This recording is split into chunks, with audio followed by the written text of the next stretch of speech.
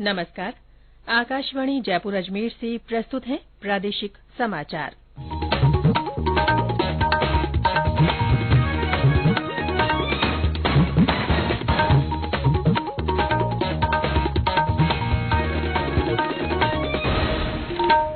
मुख्य समाचार। प्रधानमंत्री नरेंद्र मोदी आज से जापान, पापुआ न्यू गिनी और ऑस्ट्रेलिया की यात्रा पर जापान में G7 शिखर सम्मेलन में भाग लेंगे। प्रधानमंत्री 28 मई को नवनिर्मित संसद भवन राष्ट्र को समर्पित करेंगे। राजस्थान माध्यमिक शिक्षा बोर्ड का 12वीं वाणिज्य और विज्ञान वर्ग का परिणाम घोषित और राजस्थान साहित्य अकादमी का वार्षिक पुरस्कार समारोह आज जयपुर में।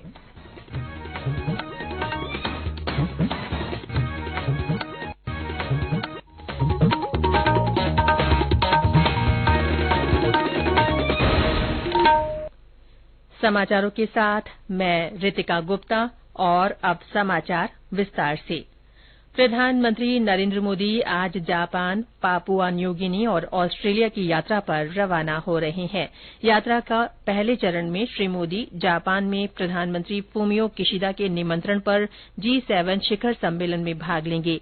विदेश सचिव विनय मोहन क्वात्रा ने बताया कि G7 शिखर सम्मेलन में कई प्रमुख प्राथमिकताओं पर विचार विमर्श होगा। प्रधानमंत्री नरेंद्र मोदी G7 शिखर सम्मेलन के अवसर पर कई विश्व नेताओं से द्विपक्षीय विचार विमर्श करेंगे। अपनी यात्रा के दौरान श्री मोदी जापान के प्रधानमंत्री के साथ द्विपक्षीय बातचीत करेंगे और हिरोशिमा में महात्मा गांधी की आवक्ष प्रतिमा का अनावरण करेंगे।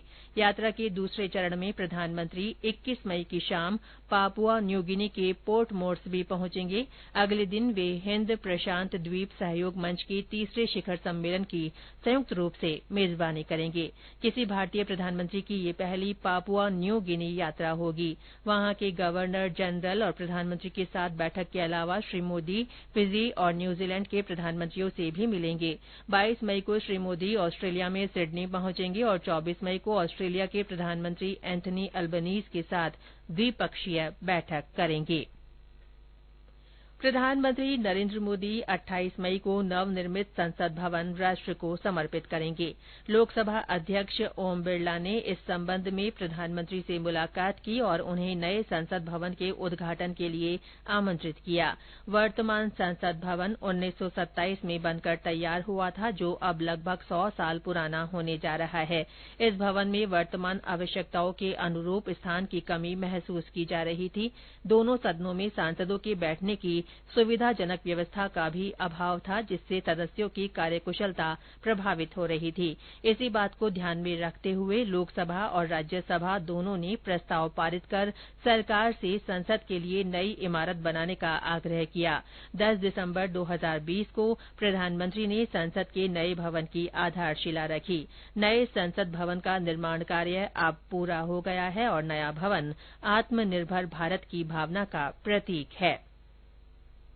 बीकानेर सांसद और केंद्रीय संस्कृति राज्य मंत्री अर्जुन राम मेघवाल को विधि और न्याय मंत्री का स्वतंत्र प्रभार दिए जाने पर बीकानेर के भाजपा कार्यकर्ताओं में उल्लास का माहौल है। केंद्रीय मंत्रिमंडल में कल हुए फेरबदल में श्री मेघवाल को नई जिम्मेदारी की घोषणा के बाद पार्टी पदाधिकारियों ने एक दूसरे को मिठाई खिलाकर खुशियां मनाई। इस अवसर पर कार्यकर्ताओं ने प्रधानमंत्री नरेंद्र मोदी और बीजेपी के राष्ट्रीय अध्यक्ष जेपी नड्डा तथा गृहमंत्री अमित शाह का आभार जताते हुए नारे लगाए। प्रदेश में शिक्षा का अधिकार अधिनियम के तहत निजी स्कूलों में नए सत्र के लिए निःशुल्क सीटों पर प्रवेश के वास्ते आज ऑनलाइन लॉटरी निकाली जाएगी। शिक्षा मंत्री डॉ बीडी कल्ला सत्र 2023-2024 के लिए लॉटरी निकालेंगे। इस लॉटरी के जरिए विद्यालयों में आरटीई के तहत प्रवेश के वरीयता क्रम का निर्धारण किया जाएगा।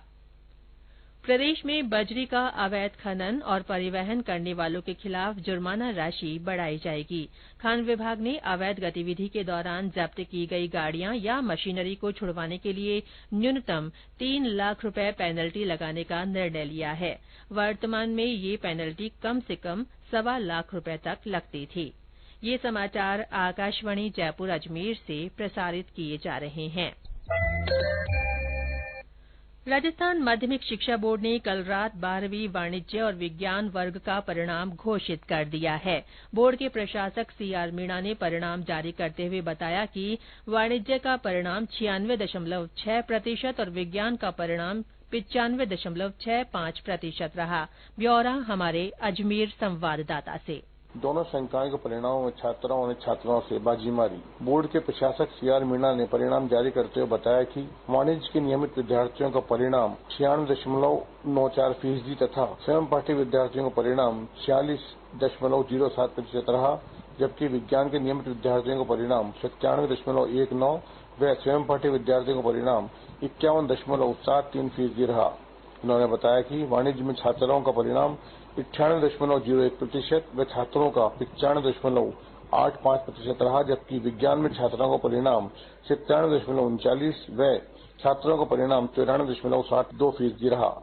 मीणा ने बताया कि वाणिज्य संकाय में सवाईमाधोपुर जिले का परिणाम सर्वाधिक 100% व विज्ञान में डूंगरपुर जिले का परिणाम सर्वाधिक 97.93% रहा। ओम माथुर, आकाशवाणी समाचार, अजमेर। जालौर जिले में आहोर के पादरली गांव में किशन सिंह हत्याकांड के मामले में पुलिस ने एक व्यक्ति को गिरफ्तार किया है। जिला प्रशासन और परिजनों के बीच हुई वार्ता के बाद दोनों पक्षों में समझौता हो गया। इसके बाद मृतक किशन सिंह के परिजन आज अंतिम संस्कार के लिए तैयार हो गए। इस बीच जिला प्रशासन ने मोबाइल इंटरनेट सेवाओं को बहाल कर दिया है। हालांकि एहतियात के तौर पर क्षेत्र में पुलिस बल तैनात है। गौरतलब है कि बुधवार शाम आहोर बस स्टैंड पर किशन सिंह की नृशंस हत्या कर दी गई थी। आरोपियों की गिरफ्तारी को लेकर समाज के लोगों ने व्यापक स्तर पर प्रदर्शन किया था। राजस्थान साहित्य अकादमी का वार्षिक पुरस्कार समारोह आज जयपुर के ओटीएस सभागार में आयोजित किया जाएगा। कार्यक्रम में कला और संस्कृति मंत्री डॉ बीडी कल्ला ये अकादमी पुरस्कार प्रदान करेंगे। समारोह में मीरा पुरस्कार, रांग्य राघव पुरस्कार, सुधीन्द्र पुरस्कार, देवीलाल सामर पुरस्कार सहित राज्य स्तरीय कई पुरस्कार दिए जाएंगे। इस मौके पर विशिष्ट साहित्यकार सम्मान से प्रदेश के कई ख्यातनाम साहित्यकारों को सम्मानित किया जाएगा। रांगे राघव पुरस्कार बांसवाड़ा निवासी भरत चंद्र शर्मा को उपन्यास पीर पर्वत सी के लिए दिया जाएगा। काव्य विधा के लिए दिया जाने वाला सुधीन्द्र पुरस्कार जयपुर के कवि माया मृग को दिया जाएगा।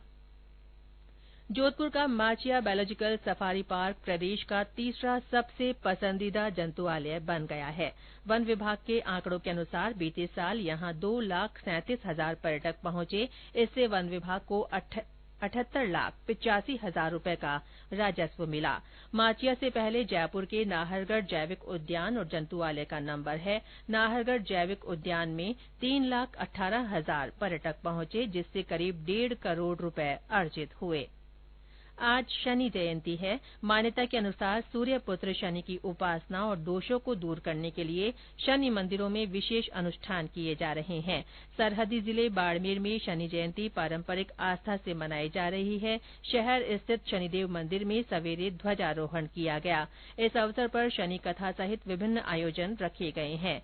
आज ही वट सावित्री व्रत भी है। ज्येष्ठ मास की अमावस्या को महिलाएं बरगद के पेड़ की पूजा अर्चना कर सौभाग्य और समृद्धि की कामना कर रही हैं। महाराणा प्रताप की जयंती के सिलसिले में उदयपुर में इन दिनों समारोह का आयोजन किया जा रहा है। 7 दिवसीय समारोह के तहत कल हाथीपोल चौराहे पर भामाशाह प्रतिमा पर पुष्पांजलि कार्यक्रम और विचार गोष्ठी का आयोजन किया गया। इस अवसर पर मेवाड़ क्षत्रिय क्लब की ओर से राणा प्रताप की महाआरती और व्यायाम प्रदर्शन का आयोजन भी रखा गया। आईपीएल क्रिकेट में आज शाम पंजाब किंग्स का मुकाबला राजस्थान रॉयल्स से होगा। हिमाचल प्रदेश के धर्मशाला में होने वाला ये मैच शाम 7:30 पर शुरू होगा। प्रतियोगिता में अब तक खेले गए 13 मैचों में से रॉयल्स ने 6 में जीत हासिल की है और अंक तालिका में 12 अंकों के साथ छठे स्थान पर है। प्रतियोगिता में कल रात रॉयल चैलेंजर्स बेंगलुरू ने सनराइजर्स हैदराबाद को 8 विकेट से हरा दिया। और अंत में मुख्य समाचार एक बार फिर। प्रधानमंत्री नरेंद्र मोदी आज से जापान, पापुआ न्यू गिनी और ऑस्ट्रेलिया की यात्रा पर रहेंगे। प्रधानमंत्री जापान में G7 शिखर सम्मेलन में भाग लेंगे। प्रधानमंत्री 28 मई को नवनिर्मित संसद भवन को राष्ट्र को समर्पित करेंगे। राजस्थान माध्यमिक शिक्षा बोर्ड का 12वीं वाणिज्य और विज्ञान वर्ग का परिणाम घोषित कर दिया गया है। और राजस्थान साहित्य अकादमी का वार्षिक पुरस्कार समारोह आज जयपुर में आयोजित होगा। इसके साथ ही प्रादेशिक समाचार बुलेटिन समाप्त हुआ। नमस्कार।